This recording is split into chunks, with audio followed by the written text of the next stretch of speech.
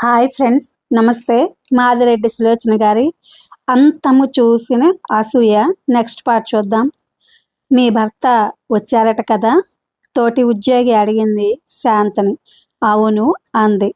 మీరు వెళ్ళలేదేం? ప్రతి నెల వెడుతూనే ఉన్నాను కదా అన్నది నవ్వుతూ. ఆమె నిరాశగా వెళ్ళిపోయింది. దూరంగా కూర్చున్న మరో గుంపులో చేరిపోయింది. ఈమె సంగతి ఎవరికి తెలియదు. మొగుడు ఒక దొరసాన్ని తెచ్చుకున్నాడట. అంతేకాదు, పుట్టిన పిల్లను లాక్కుని అత్తమామలు తగలేశారట. అంతే కదా, తగుదునమ్మా అంటూ ఈవిడ ఊళ్ళో వెళ్తే ఊరుకుంటారా? గుసగుసలు వినిపించాయి. మరుసటి రోజు నుండి వ్యంగ్యపు మాటలు వినిపించాయి. ఆ విషయాలు, గుసగుసలు ఇంటి వరకు వచ్చాయి. కాంచనమాలను రాకుండా కట్టడి చేశారు. శాంత నవ్వుకున్నది. ప్రేమించి పెళ్లి చేసుకున్న భర్తకు రక్తం పంచుకుని పుట్టిన కూతురు దూరమై తనను ఈ చిన్న విషయాలకు భయపడుతుందా? మొండిగా తనను కాదన్నట్టు తిరుగుతోంది. సుభద్రకు జ్వరం వచ్చిందని ధనమ్మ వెళ్ళిపోయింది. ఒంటరిగా, మరీ భయం, అభిమానం ఎక్కువ. నెట్టి ఇంటి ఆవిడ పిలిచింది. ఏంటమ్మా? ముఖం ముడుచుకుని తలుపు తీసింది. నా కోసం ఎవరొచ్చినా లేనని చెప్పండి పిన్నిగారు. అదేమిటమ్మా? కొందరి జీవితాలు ఇలాగే చాటుమాటుగా గడవాలి పిన్ని అన్నది. ఆవిడకి ఎందుకో శాంత పట్ల దురభిప్రాయం ఏర్పరచుకోవాలన్న కలగడం లేదు. అందరూ చెప్పిన మాటలు విన్నదే కానీ నిజం తలచి చూడలేదుగా పిచ్చిపిల్ల అనుకుంది. అలాగేనమ్మా. ఆ రోజు నుండి ఇల్లు ఒక బందీఖానాలా ఉంది. లేజర్ పీరియడ్స్ అంటే విసుగు, స్టాఫ్ రూమ్లో కూర్చోవడం అంటే తలనొప్పి. ఒకరోజు విసిగి నిద్ర మాత్రలు వేసుకుని పడుకుంటుంది. 3 పూటలకు పూట వంట చేస్తుంది. ఒక్కోసారి నీరసంతో తలనొప్పి వస్తుంది. అక్క కాంచనమాల వచ్చింది. ఏమిటి మాల? అమ్మ చూస్తే తిడుతుంది అన్నది లేచి కూర్చుంటూ. ఇంటి ఆవిడ వెనకాలే వచ్చింది. నన్ను మన్నించమ్మా. మీ వారు, మా వకీలు, మేం ఏవేవో ఊహించాం. అతనికేం పోయే కాలం వచ్చింది? నిన్ను వదిలి దొరసానతో కులుకుతున్నాడట. నా దురదృష్టం పిన్ని. ఏం రాతలో! ఈ మాట విన్న కాడ నుంచి కాలు చేయి ఆడడం లేదమ్మా. అల్లుడికి కబురంపాను. కాపురం పెట్టు, ఉద్యోగం దొరికే వరకు ఖర్చు భరిస్తాను. అందరూ ఒకేలాగుండరు పిన్ని. మొగుళ్ళ సంగతి నాకు చెప్తావా తల్లి అంది ఆవిడ. ఆవిడ ఆడది ఇద్దరూ చెడినవారే. వాళ్ళ దృష్టిలో 4 మెతుకులు దొరకవు కదా. ఆకలి లేదు పిన్ని. ఒట్టు లేవదీసి తను తెచ్చిన అన్నం పెట్టింది. శాంత నవ్వుకుంది. ఎంత అమాయకత! మామగారి హోదా చూశాక గాని తన పట్ల మంచి అభిప్రాయం కలగలేదు కాబోలు నవ్వుకుంది. ఆమె వెళ్ళిపోయింది. మాల మరిదిగారి ఒడిలో పడుకుంటే నేను గుర్తుంటానా అన్నది ఆ పిల్ల బుగ్గలు పిండుతూ. పో అక్క. సంతోషంతో మెలికలు తిరిగింది. అందరి అభిమానం ఒక్కటే. తామిద్దరూ కలిసి ఉన్న కాలంలో రోజు పోట్లాడుకున్నా ఇంత బాధ ఉండేది కాదు. స్వర్గమే చూపాడు రవీంద్ర. ఒక్క క్షణం ఉదాసీనంగా ఉంటే 1000 ప్రశ్నలు అడిగే భర్త పూర్తిగా తనను ద్వేషిస్తున్నాడు. ప్రేమ ఉన్న చోటే ద్వేషం ఉంటుందంటారు. వదిల్లోలాగా గొంతు నిలిమి చంపినా అంత బాధపడేది కాదు. అతని వెనకాల కూర్చుని మోటార్ సైకిల్పై షికారు పెడుతుంటే స్వర్గాలు చేరినట్టు అనుభూతి పొందేది. అదంతా కల్లగా మిగిలిపోయింది. ఏమిటి ఆలోచిస్తున్నావక్క? ఏం లేదమ్మా. ఆలోచన కనిపెట్టి ఆ పిల్ల అత్తవారి విషయాలు అడిగింది. సిగ్గుపడుతూనే అన్నీ చెప్పింది. 2 బావలట. తన భర్తే ఆఖరివాడట. అందుకే అందరికీ గారాబమట. నీవు గారాల కోడలివి. కొడుకుల్ని గారాబం చేస్తారు కానీ కోడలను అనగానే ముఖ్యంగా అత్తగారి ఆరేలు పెట్టాలనిపిస్తుంది. అత్తగారిని చూడకుండానే చెప్పేస్తున్నావే. నిజమక్క. పోనీ మీ అత్తగారు మంచివారా? చాలా మంచివారు కాంచనమాల. తల్లిలాగా చూచిందంటే తక్కువే అక్క. అడుగు, సందేహం ఎందుకు? బావగారి ఫోటో ఉందా? ఏం చూస్తావా? తాను రవీంద్ర కలిసి తీయించుకున్న ఫోటో తెచ్చి చూపించింది. చాలా అందమైన వారు కదక్క అంది. తన అక్కలంతా తలో రకంగా మరిది అందాన్ని మెచ్చుకున్నవాడు. తనంత అదృష్టవంతురాలు లేరని పొంగిపోయింది. అతను కాదన్నా అతన్ని ప్రేమిస్తూనే ఉంది. తల్లి పిలవగానే కాంచనమాల వెళ్ళిపోయింది. ఆ పిల్ల వదిలిన ఫోటో హృదయానికి హత్తుకుని అలాగే నిద్రపోయింది శాంత.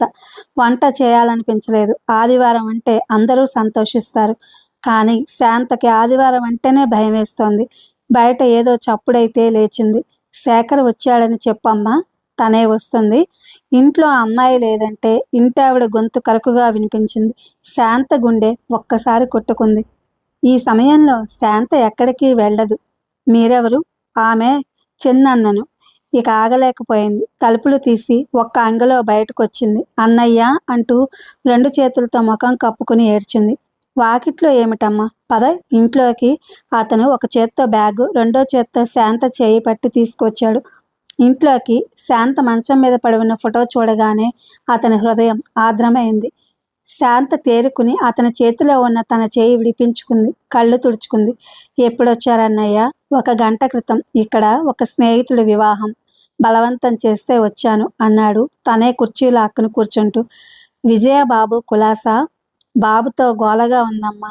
అమ్మ ఉండదు. విజయ్ నీ దగ్గర వదిలేద్దామంటోంది. అంత అదృష్టమా? ఆమె వంక చూశాడు. కాఫీ టిఫిన్ తీసుకోలేదని తెలిసిపోయింది. శాంత, కాఫీ టిఫిన్ కావాలా అమ్మా? హడావిడిగా వచ్చాను. ఆమె 10 నిమిషాల్లో ఉప్మా కాఫీతో వచ్చింది. నీకేది? నేను తినేశాను. నా దగ్గర అబద్ధం ఆడలేవు శాంత. వెళ్ళి తెచ్చుకో. ఇక లాభం లేదని తెచ్చుకుంది. ఇద్దరూ టిఫిన్ పూర్తి చేశారు. వాడంత మూర్ఖంగా ప్రవర్తిస్తాడనుకోలేదమ్మా. ఇక్కడికి రాగానే లెంపలు వాయగొట్టాలనుకున్నాను. అక్కడే తెగించి వివాహం చేసుకుంటాడనుకోలేదు. మీరు మాత్రం ఏం చేస్తారు? అంతకంటే ఎక్కువ సంభాషణ సాగలేదు. మరో గంట గడిచింది. ఇలా నీవు కృషింపజేసుకుంటే ఏం లాభం? ఎక్కడికి వెళ్ళాలి? అనుమానపు చూపులు భరించలేనన్నయ్య. ఇదొక్కటే మిగిలిన మార్గం. కష్టసుఖాలు చెప్పుకుంటుండగానే శేఖర్ను వదిలేసి వెళ్ళిన కారు వచ్చింది. అతడు లేచాడు. చూడమ్మా, నీకో కూతురుంది. ఆ పిల్ల కోసమైనా నువ్వు సంతోషంగా బ్రతకాలి. ఎన్ని సుఖాలు ఇచ్చినా తల్లి ప్రేమను ఎవ్వరూ ఇవ్వలేరు. తల్లి లేక విజయ్ పడ్డ బాధలు ఒక్కోసారి చెప్తుంటే తల తిరిగిపోతుంది. మౌనంగా విన్నది. అతను వెళ్ళిపోయాక ఇంట్లోకి వెళ్ళి తలుపులేసుకుంది. గతాన్ని మరవడం సాధ్యం కావటం లేదు. ఒక స్లీపింగ్ టాబ్లెట్ మింగి పడుకుంది. ఇంటికి వెడుతూనే బట్టలు మార్చుకుని బయలుదేరాడు శేఖర్. విజయ్కి ఎప్పుడు అతని పనులు ఆరా అడగటం ఇష్టం ఉండదు. అతనే చెప్తాడు. శేఖర్ శ్రీని తీసుకువెళ్ళమని కొడుకుని తెచ్చి కారులో కూర్చోపెట్టింది. సంవత్సరం శ్రీధర్ అల్లరి భరించలేనంతగా ఉంటుంది. ఐఎమ్ సారీ విజ్జు, అరగంటలో వచ్చేస్తాను. మామయ్యతో అర్జెంటుగా మాట్లాడాలి. పర్వాలేదు, తీసుకెళ్ళండి. శేఖర్ రంగనాథం ఇంటి ముందు కారు ఆపి లోపలికి వెడుతుంటే తడబాటు కలిగింది. కొడుకుని ఎత్తుకుని వెళ్ళాడు. అతను ఎవరు ఎదురు పడకూడదనుకున్నాడో వారి ఎదురే వచ్చారు. హెలెన్, రవీంద్ర హాల్లో కూర్చున్నారు. హలో అన్నాడు నవ్వుతూ. హలో. లేచి హెలెన్ చేయి చాపింది. ఆమె చాపిన చేయి అందుకోలేదు. కొడుకుని ఎత్తుకునే నమస్కరించాడు. మావాడు ఇక్కడ సాంప్రదాయాలు మీకు నేర్పలేదా? భర్త ముందు ఇంకొక పురుషునితో కరచాలనం చేస్తే సహించలేరు, మృదువుగా చెప్పాడు. ఓ ఐసీ అని ఆమె నవ్వింది. రవీంద్ర కొరా చూశాడు. ఎందుకురా అలా చూస్తావు? అలగా జనంలో పుట్టాల్సిన వాడవు. ఇప్పుడేం అనంలే. ఒంటరిగా వచ్చి ఉంటే తిరస్కారంగా చూసి రంగనాథం గదిలోకి వెళ్ళాడు. రాశేఖర్, తీరికగా ఉందా? మా వృత్తిలో తీరిక కల్పించుకుందే తీరిక దొరకదు. నేను చిన్న పని మీద వచ్చాను మామయ్య. శాంత విషయం చెప్పాడు రంగనాథం. బాధగా నుదురు రాసుకున్నాడు. ఆమె వచ్చి ఉంటానని అంటే నేను రవీంద్రతో కూడా పోట్లాటకు వెనక తీయను శేఖర్. అభిమానం నీకు తెలియదు కాదు. ఆమె ఇక్కడికి రావడం వట్టి మాటలు. సిటీకి ట్రాన్స్ఫర్ అయ్యేలా చూడండి. అన్న పిల్లలతో అప్పుడప్పుడు అపర్ణను చూస్తూ కొంత శాంతంగా గడపగలుగుతుంది. ఈ పట్టణాల్లో అంతగా ఎవరూ పట్టించుకోరు. పల్లెల్లో చిన్న చిన్న పట్టణాల్లో లాగా అందరికీ ఎదుటివారి విషయమే కావాలి. అదంత పని వారం రోజుల్లో వచ్చేస్తుంది. అతను హామీ ఇచ్చాక సుధామణి దగ్గరకు వెళ్ళి ఆమెతో మాట్లాడి అపర్ణను ఏడిపించి మళ్ళీ చాక్లెట్ ఇచ్చి నవ్వించి వచ్చేశాడు. ఇది ఫ్రెండ్స్, మాదిరెడ్డి సులోచన గారి అంతము చూసిన అసూయ. Thank you for watching.